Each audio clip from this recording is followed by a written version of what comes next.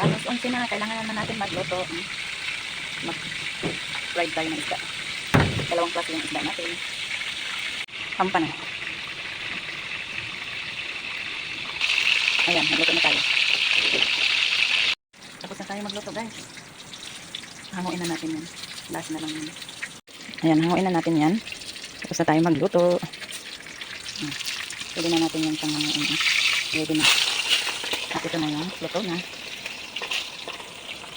Pwede na ang isda natin. Ito na yung ulam namin sa tanghalian. Luto na. Tapos na tayo magluto.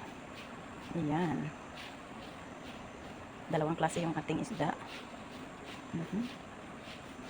Okay na yung ulam natin. Ready to eat na.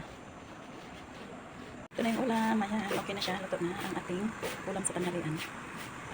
Luto tayo ng gulay. Partner sa ating isda.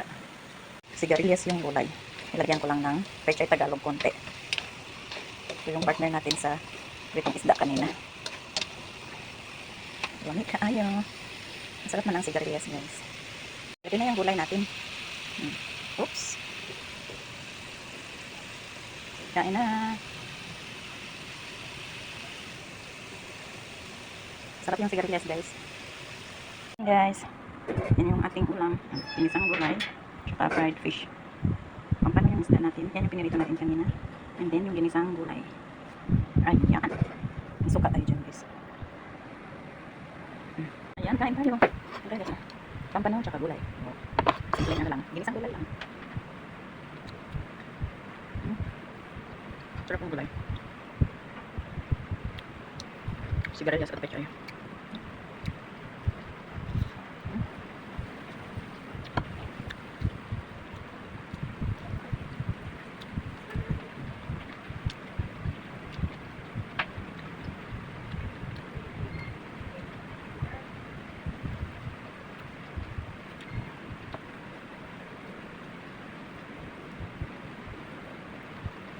Sarap.